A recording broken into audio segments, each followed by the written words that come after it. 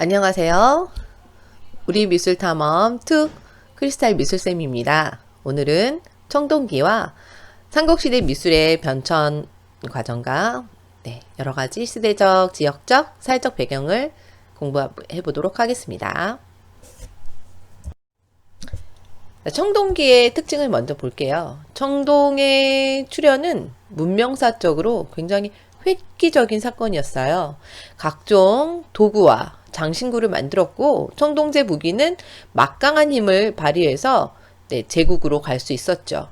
청동을 다루는 데는 기술적인 전문적인 기술이 필요했어요. 요 청동 제품의 운송 그리고 재료 이런 것들로 인해서 여러 교역과 그리고 국제적인 교류를 하게 되었죠. 청동기를 사용하면서 사회 조직은 이제 직업적으로 분화되고 계급적으로도 분화되었어요. 이제 왕국으로 이제 발전을 하게 되죠. 그 전까지 우리가 시대에는 공평한 어떤 평등한 사회였잖아요. 평등한 사회에서 이제 계급이 나누게 되는 거죠.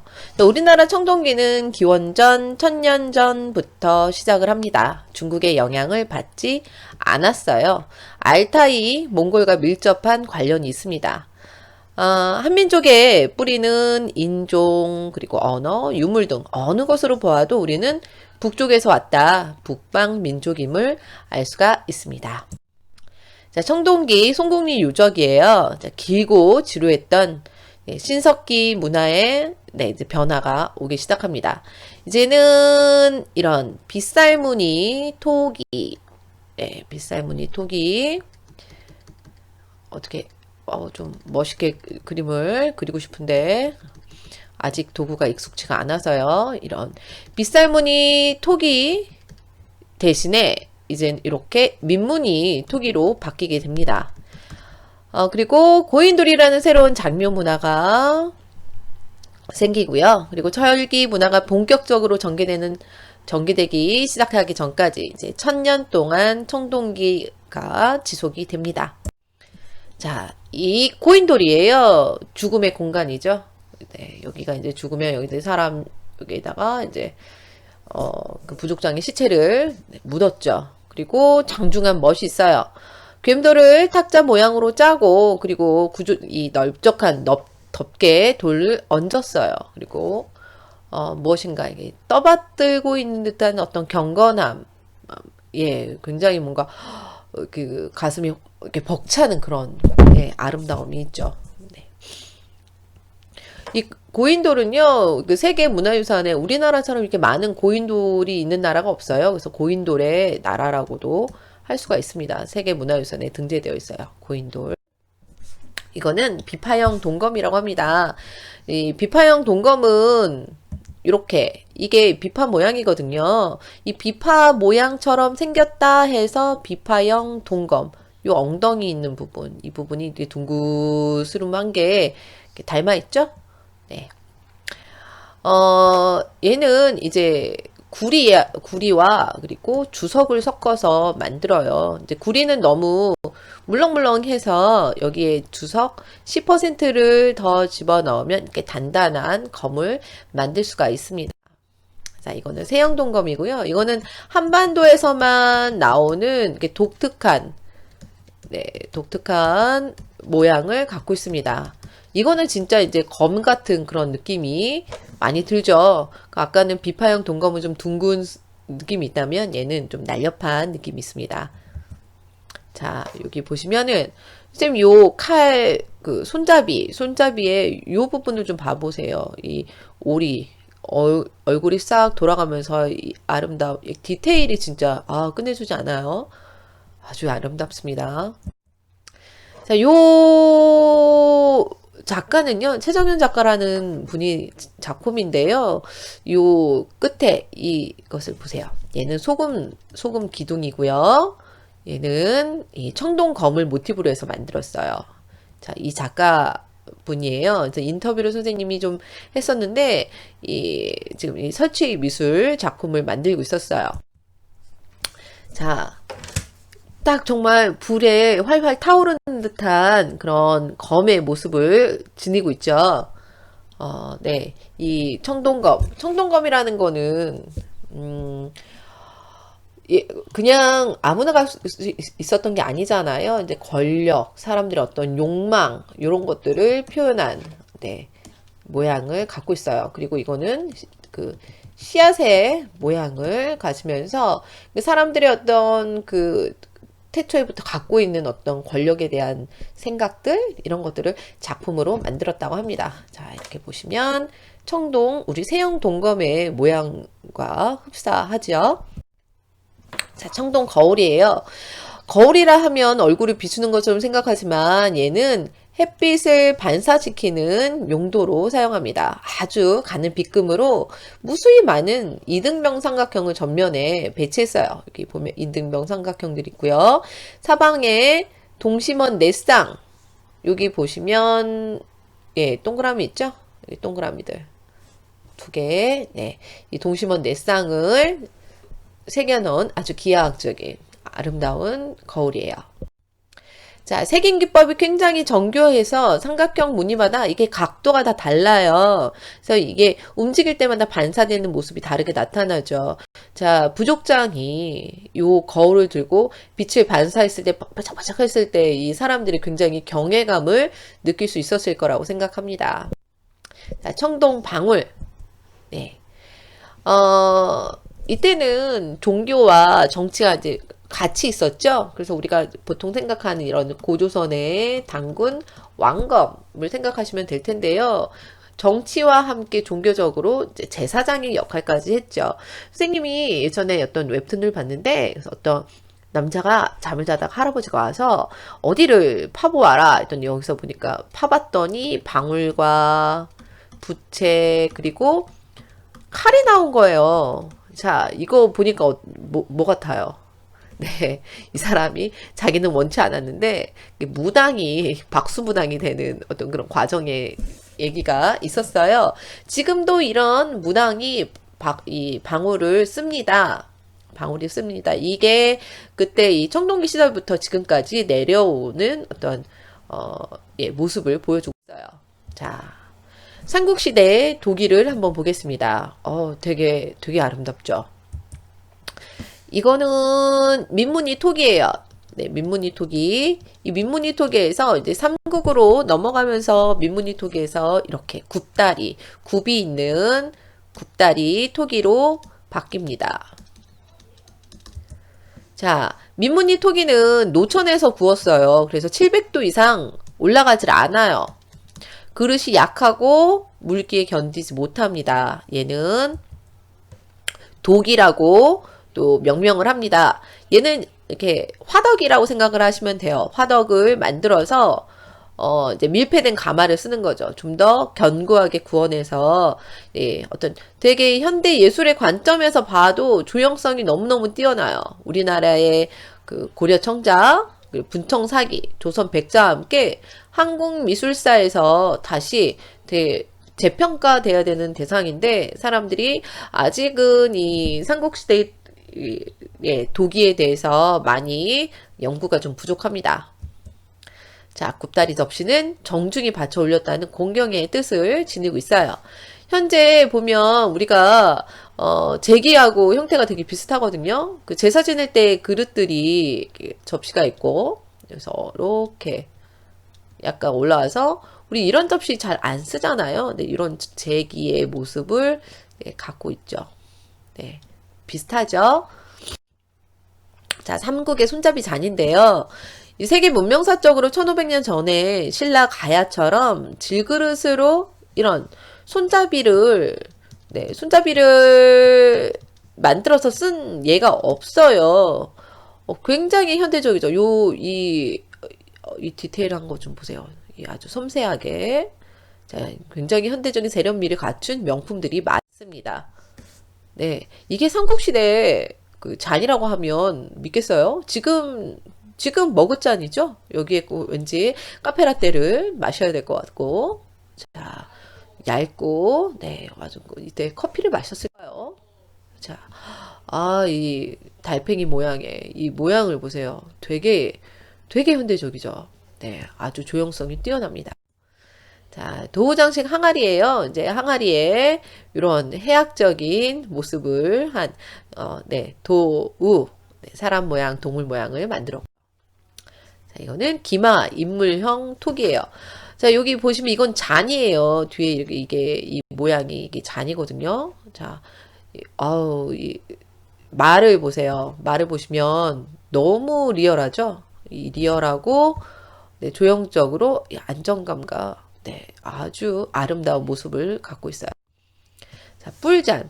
아, 이 뿔잔 보면 선생님 정말 너무 근사해서 아, 얘는 정말 현대적인 그 도자기하고 같이 놔도 이 손색이 없을 것 같아요. 이런 어떤 단순한 추상성과 모던함이 네, 되게 아름답죠.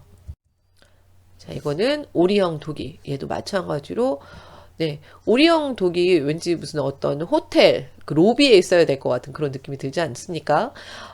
얘는 오리는 이 죽은 사람이 이제 땅과 하늘을 연결하는 것이 새라고 생각을 했어요. 그래서 같이 이 죽은 사람이 하늘로 잘 갈 수 있도록 무덤에 넣어줬던 독이에요. 자, 지금부터는 이제 본격적인 삼국으로 들어갑니다. 고구려 벽화예요. 고구려는 좀 보자면 인구 500만 명 정도 됐던 나라예요.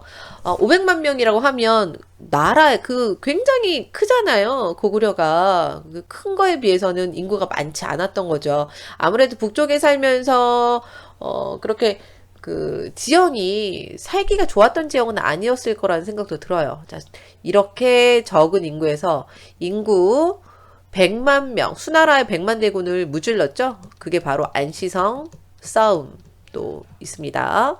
자, 북방의 기상과 역동성이 드러나는 화려한 색상.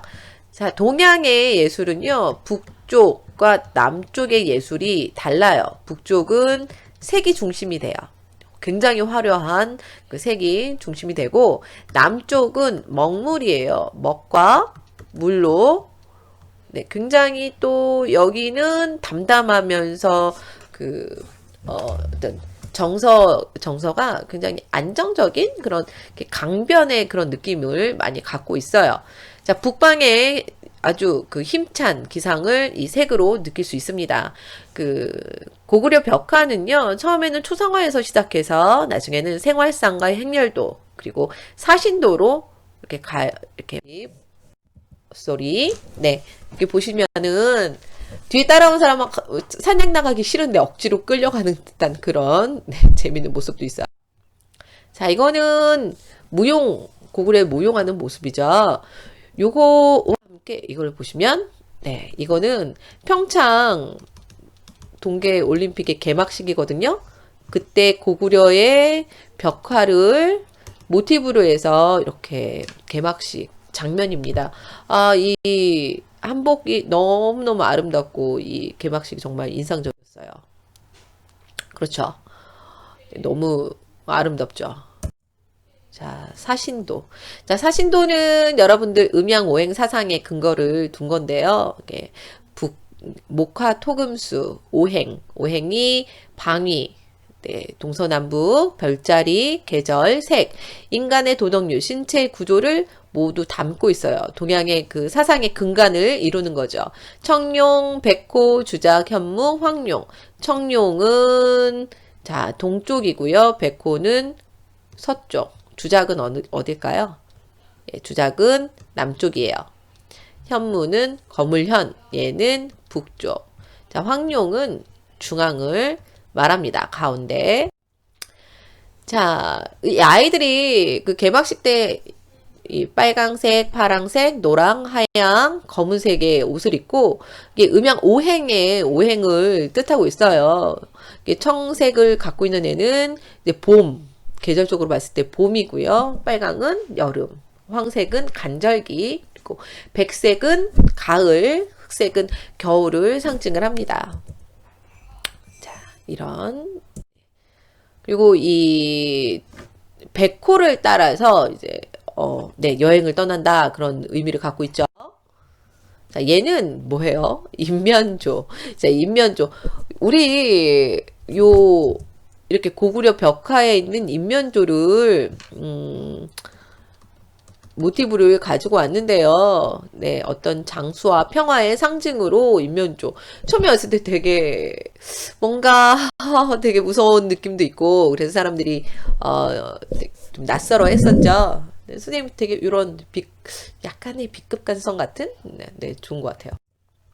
자, 고구려 벽화의 어떤 그 미디어 아트, 네, 인터랙티브한 장면이 우리가 이때는 뭐 드론과 증강 현실, 네, 요걸로 네, 인터랙티브 아트의 그 어떤 진수를 네, 보여주고 있었습니다. 그래서 요 화면이 계속 바뀌죠. 이렇게 손을 닿으면 막 얘가 바뀐다거나 이런 모습을 볼 수 있었어요. 자, 백제를 갈게요. 자, 백제는 서해에 접해 있어서 고구려와 네, 중국의 남조의 영향을 많이 받아요. 네, 남쪽이죠. 아까 북쪽은 색깔 중심의 그 아주 강렬한 기상을 갖고 있었다면 이 여기서는 되게 정교해요. 정교하고 부드럽고 되게 온화하고 이런 문화가 깃들여 있거든요. 이거 또 지역을 봤을 때도 그럴 것 같아요. 그 백제 쪽 사람들의 어떤 지역을 보면 네. 물과 토지가 굉장히 비옥해서 농사도 잘 되고 먹을거리도 풍부하고 아무래도 이제 그런 영향을 받아서 좀 더 사람들이 유하지 않을까 이런 생각이 들어요. 일본의 고대 미술에도 영향을 많이 주었죠. 백제는 기술자들을 우대했어요. 기와를 잘 만드는 사람을 와박사라 하고, 네, 사람을 잘 고치는 사람은 이박사, 오경박사, 뭐 글을 잘 읽는 사람 오경박사라고 하고, 이 작품에도 공예 작품에도 본인의 어떤 사인 서명이 남아 있는 무량왕릉이에요. 백제의 가장 이제 대표적인 건축 미술이죠. 자, 벽돌을 쌓아서 만든 무령왕릉은 중국의 영향을 받았어요. 이런 걸 볼 때 이 사람들은 다른 나라의 문물을 받아들여서 자신들만의 방식으로 표현한 아주 개방적인 태도를 보여준다고 할 수가 있겠어요. 이렇게 남의 것을 배척하지 않고 좋은 것을 받아들여서 우리 것도 시키는 것. 자, 이것도 여유가 있기 때문에 그렇지 않을까요? 백제의 미학은 삼국사기에서 이렇게 이야기해요. 거미불루, 화이불치. 검소하되 누추하지 않고 화려하되 사치스럽지 않은 아름다움. 예, 이런 그 백제의 미학이 또 우리의 미학이지 않을까. 네. 그렇다고 잘난 척하지도 않고 백제 금동대 향로입니다. 규모가 굉장히 크고 완벽해요. 구성이 굉장히 치밀하고요. 그리고 백제의 어떤 독특한 정서와 아름다움을 여실히 보여주는 명작이에요. 이 안에 정말 많은 동물과 산들과 네, 사람과 인물상들이 표현되어 있어요. 신선 세계를 형성한 것으로 영원 불멸한 세계에 대한 어떤 동경을 담고 있습니다. 자, 이렇게 보시면 네, 되게 정교하고 굉장히 아름다워요. 자, 향로죠? 이 산봉우리 사이사이에 구멍이 있어서 여기서 향을 피우면 그 아스무르하게 향이 올라오는 모습이 있고 산에서 구름이 안개가 끼는 듯한 그런 느낌을 주지 않았을까 이런 생각이 듭니다.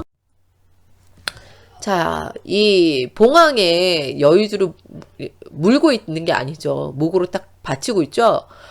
떨어지지 않게.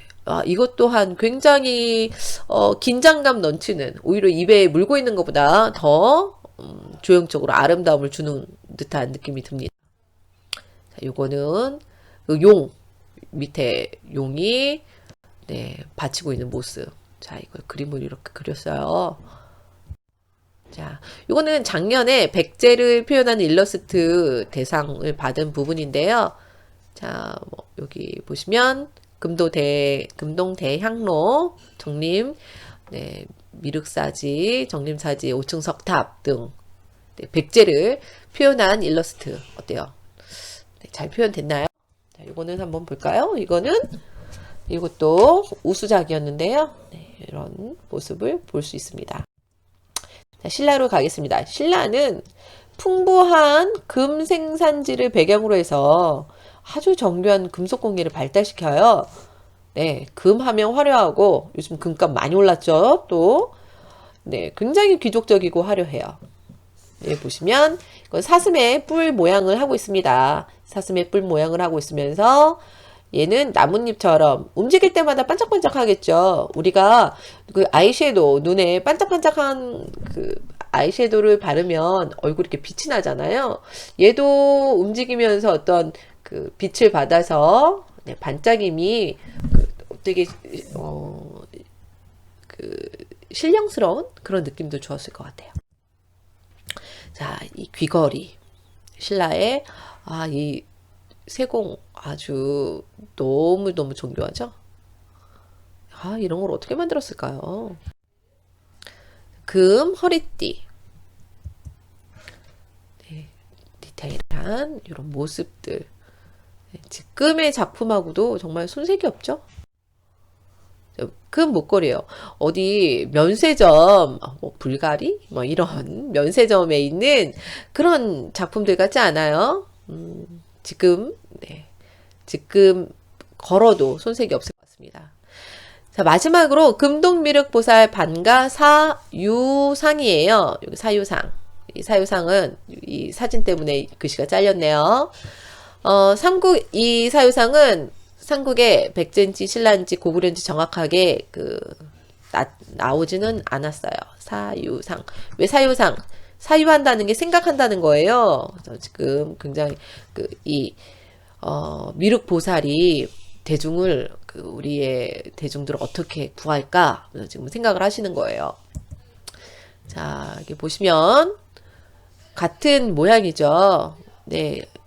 이 쌍벽을 이루는, 아름다움의 쌍벽을 이루는 반가 사유상이에요.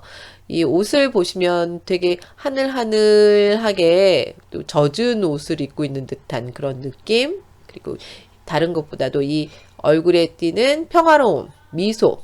자, 얘는 일본 국보 1호예요. 자, 일본의 국보 1호인데요. 약간 얼굴을 좀 깎았다는 설이 있고요. 그리고 이 소나무가 적송인데요. 이 적송은 우리나라에 있는 태백산에 있는 적송이라고 해요. 그래서 우리나라 정말 흡사하게 닮아 있죠. 우리나라에서 일본으로 보냈다, 하사했다라는 그 기록이 있는데 이거는 뭐 본인 일본 애들이 뭐 그렇지 않다라고 자기네들의 고유의 것이다 이렇게 얘기를 주장을 하고 있어요. 그래서 우리나라에서 문화가 전파된 예를 이렇게 또 볼 수가 있습니다. 자, 마지막으로 금동미륵보살 반가사유상에 대해서 실존주의 철학자인 칼 야스퍼스라는 분이 이렇게 이야기를 했어요.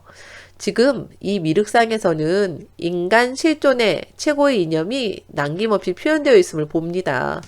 인간 존재의 가장 정화된, 원만한, 가장 영원한 모습의 상징이라고 생각합니다. 나는 몇십 년간 철학자로 살아오면서 이 불상만큼 인간 실존의 진실로 평화로운 모습을 본 적은 한 번도 없었습니다.